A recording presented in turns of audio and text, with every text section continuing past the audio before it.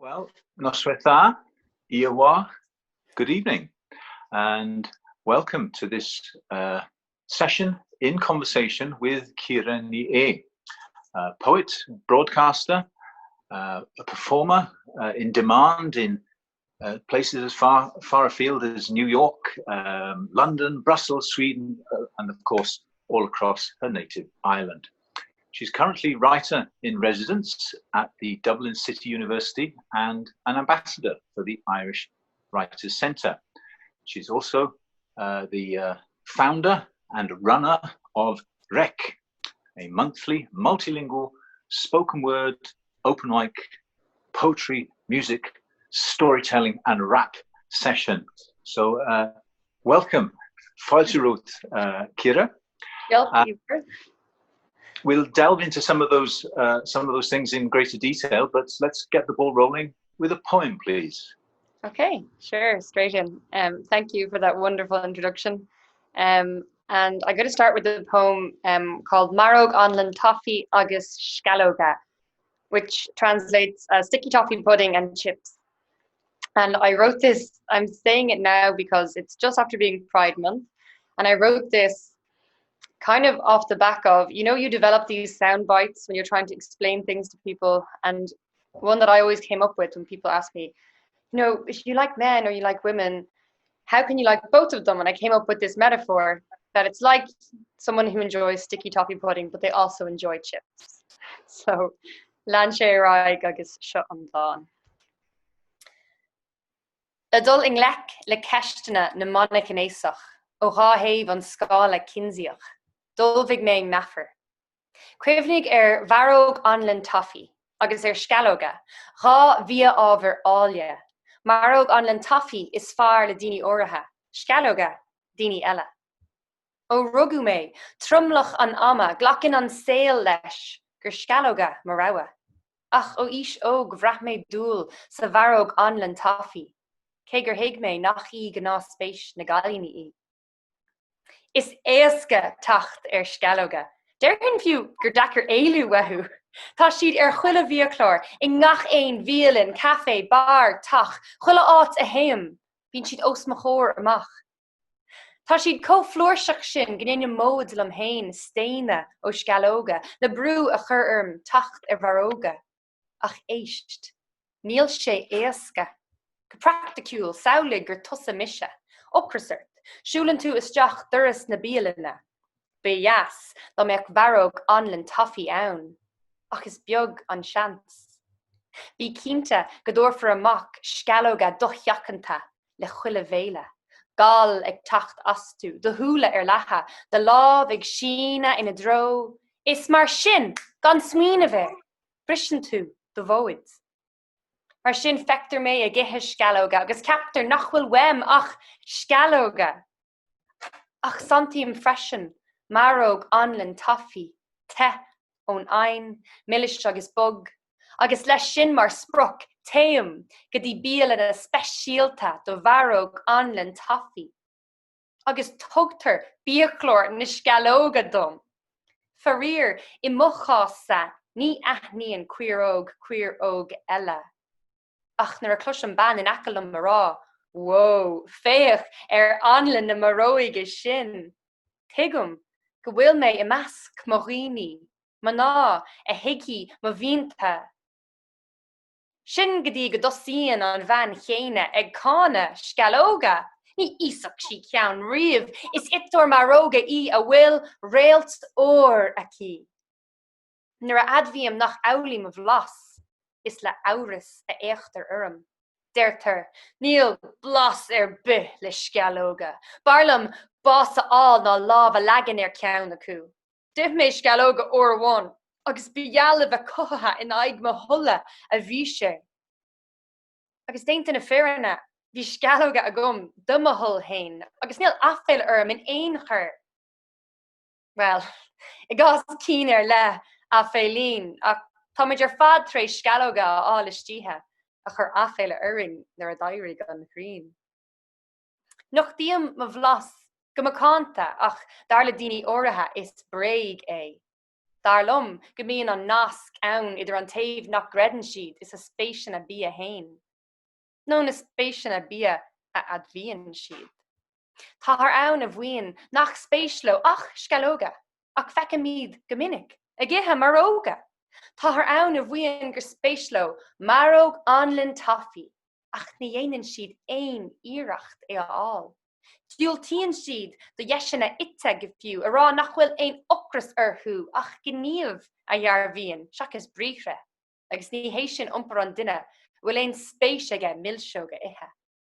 Tá itóirí scalóga ann a dithmaróg anlan taffy trá ach séanann siad go láidir é, nó déir siad nach raibh ein bhrí leis mar gníomh. Inis gur bhadhain dálanna le péid, ach is de jaasca a le héad de héine nach gredtar gur ann de mgnéisacht. Well sin é mínathe le maróg anlan taffy agus scalóga, agus madidir libse a lucht éisteachta áile. Bhuin sult as bhór guid bia agus cuimhnigí ag deire an lei, gur tusa a bháin a bhlasin an rud a churann tú I de bhéil. Wow, wonderful. Thank you very much indeed. You mentioned Pride Month in your introduction. Is there a strong Irish language dimension to the LGBTQ plus scene in Ireland? I wouldn't say there has been historically, or not that I was aware of. Certainly when I started being involved with Irish language circles, which would have been about 10 years ago when I started university, I almost felt like it was a choice. Like I could either join CUSOC, which was the LGBT society, which I wouldn't have done anyway because I was very deep in the closet, or the Common Gaelach. But I kind of felt like by speaking Irish, I was going into this more conservative world, which turned out to be incorrect. But there still wasn't a huge LGBT presence with Gaelgory until the marriage referendum in 2015, when I met a lot of people who were involved in campaigning for marriage equality in Ireland, who happened to speak Irish. And then it kind of became natural. I think it was the year after that there was a Broad, which is Pride celebration, an event for the first time. And you mentioned REC, the spoken word night that I run, which has always been a home to different voices. So people of different backgrounds who happen to speak Irish, including LGBT people. But at the moment I'm involved, actually earlier this year we had a week-long residency in our national theatre, the Abbey Theatre, in the Peacock downstairs, and we were given a bursary to spend on training. So we applied as a group, Éireach Atach Gaelach, which means like queer, gay, queer, Irish. It's just a little name. But so it's an arts collective that you helped to found, yeah? Yeah, it's an arts collective, and basically it had been gathering steam for a few years, but we hadn't really gotten a cohesive group together. So this week, when we were in the Abbey, marked the start of a proper cohesive group. But of course, that was the end of February, and everything we've done since then has been largely on Zoom and on YouTube and such things like that.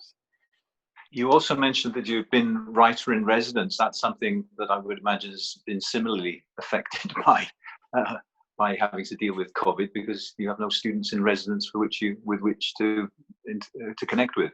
Yeah, it's more writer and less residence for sure.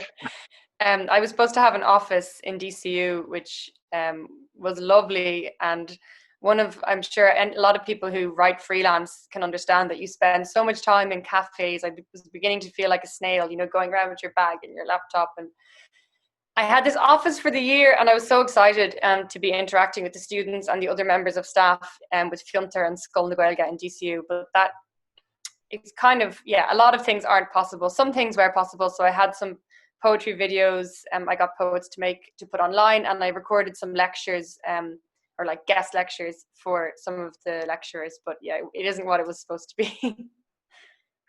Well, tell us a bit about your background, Ciara. You're from Dublin.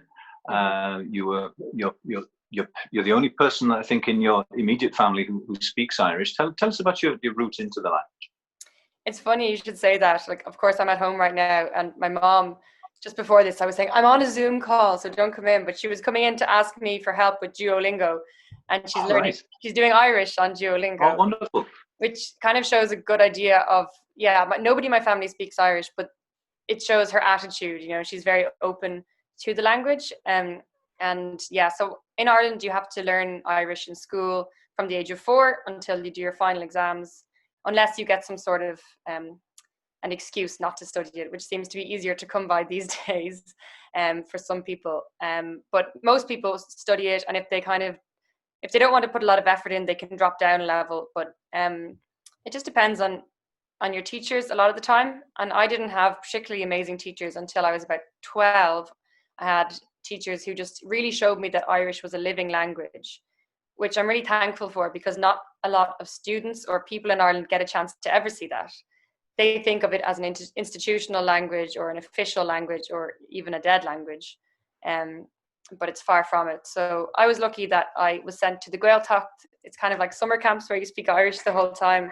And that then when I was about 18, doing my final exams, I wanted to write. I wanted to do writing, and I kind of realized if I just studied English, I would never speak Irish again. So I ended up picking English and Irish.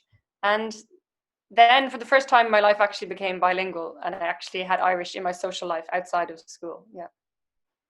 So just to be clear, although there are Gael Scolana that would equate or be equivalent to our own Welsh medium schools here in Wales, you've come through the predominantly, or the English side of the system, the English language side of the system, I should say. Yeah. So okay. I was always jealous of people who went to Gael Scolana, because it seems like you can actually, it's so natural to speak Irish, and you pick up, even now, like there's loads of terms, not loads of terms, but you have these pockets of vocabulary, and people who went to Gael Scolana just have these scientific terms that they know, and I'm always jealous. I'm like, I wouldn't know that because I never studied science in Irish, or things like that. Well, literature would have featured to an extent, wouldn't it, in your language studies at school? Mm-hmm. And I believe that a knowledge of literature is significant to the poem you're going to read for us next. That is a fantastic segue. Well done.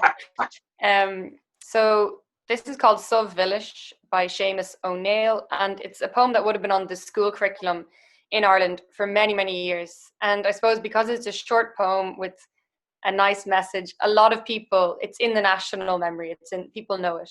So I wrote a poem then after it, which we can discuss a bit afterwards.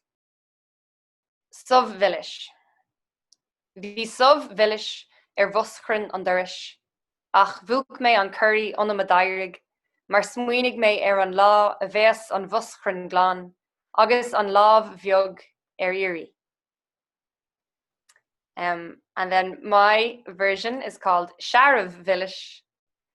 It's Don Mistraha in ye sov village le Seamus O'Neill. Vi fuil fremaha in a small ermavrishta.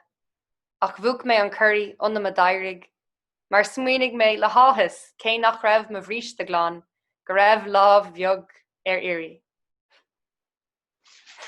It's a nice inversion of a kind of nicey nice idea. No, yeah. Lovely. You're no stranger to. I said at the beginning that you're a broadcaster, but you've also made some use of video as a way of getting your work out there, as it were. And as you know, we've already seen that you're a comfortable and accomplished performer. Tell us a bit more about the videos. I think there are quite a few of them out there, and one in particular has amassed a huge number of views. Tell us about it. A phenomenal woman, is it? Yeah. Yeah, that was great.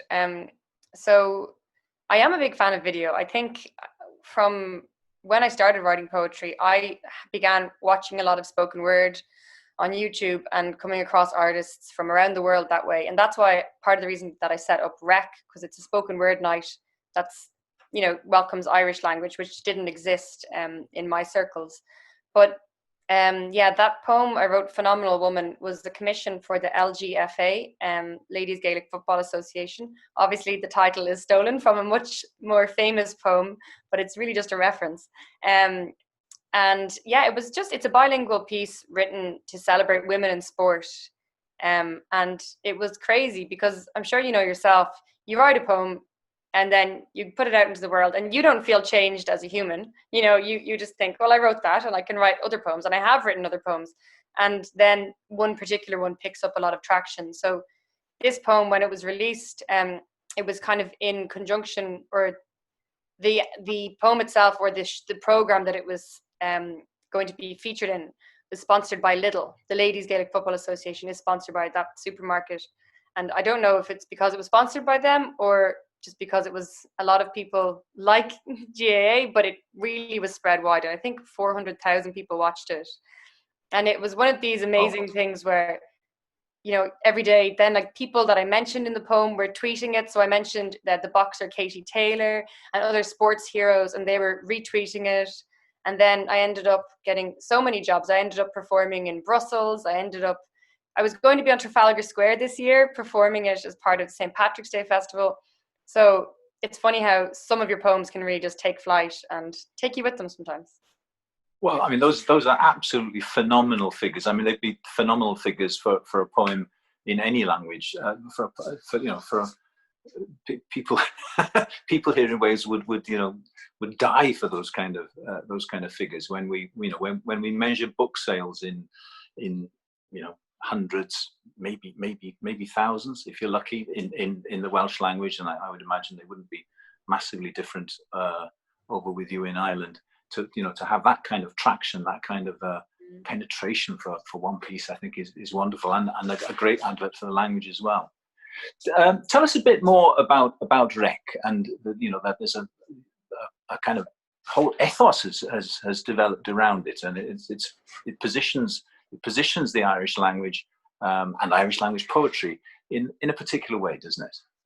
Yeah, well, I suppose it's very open. It's an open mic night, so people can come along and perform whatever they want, and people aren't afraid. I think there's a lot of fear with the Irish language. That word comes up a lot with people who are learning it, and even those who feel really positively about it, so that they're attending lessons, they're afraid to make mistakes. And a lot of that's just that kind of, I think, post-colonial mindset where they feel, but this is my language and I shouldn't make mistakes in it. Whereas if they're learning French or German, they're happy enough to just try it.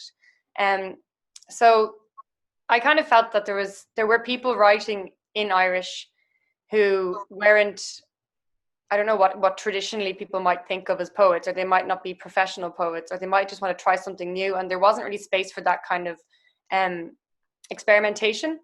And that's why it's one of the reasons why I called it Rec. There's so many reasons why, but one of them was that it sounds like a shipwreck. And like, tell people, like, don't be worried that you're going to wreck the language, because in a way it's kind of an arrogant thing to think, oh, I'll write a poem and it will like destroy the Irish language. Like, of course it won't. It's just a poem. It's do whatever you want.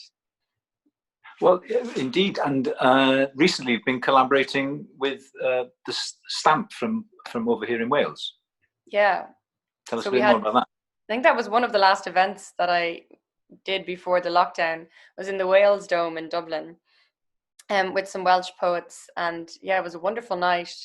And we hope to work on more in future, so I'm looking forward to that. There will be an event in July as well.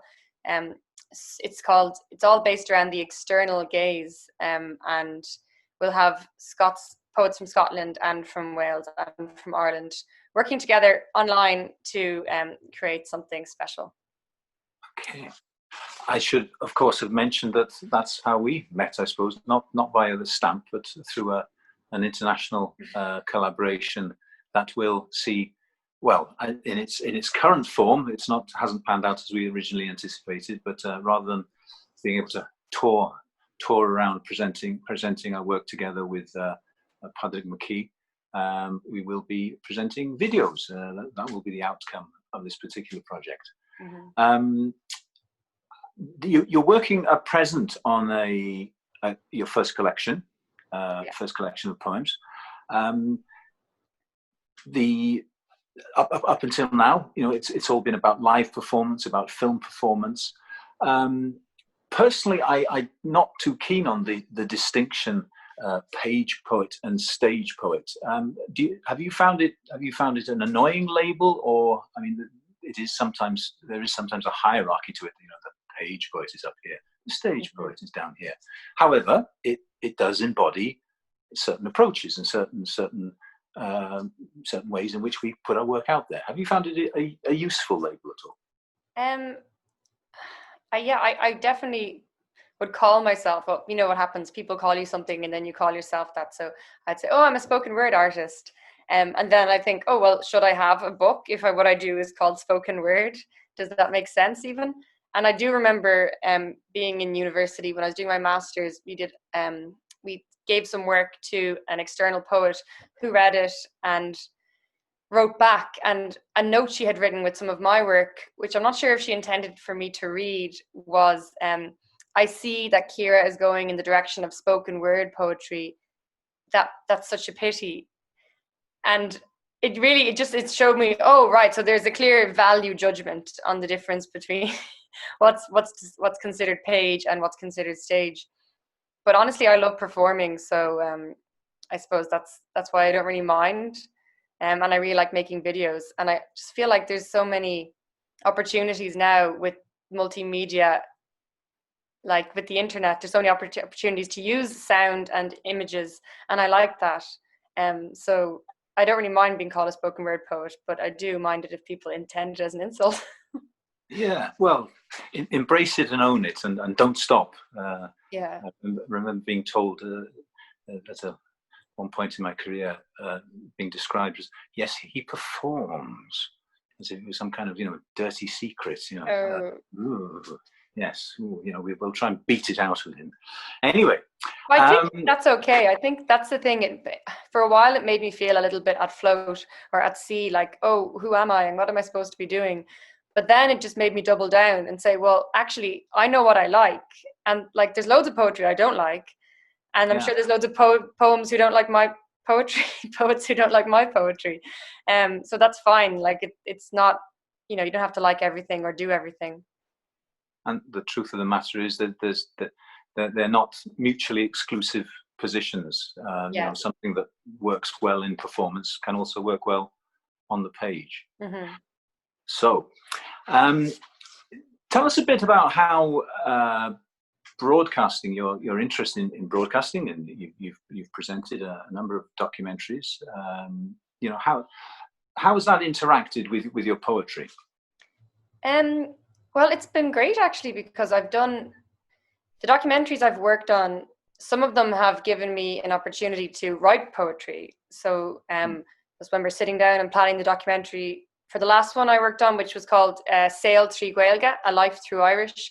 And it saw me going around Ireland in places outside of the traditional Irish-speaking regions where people are trying to live a life through Irish.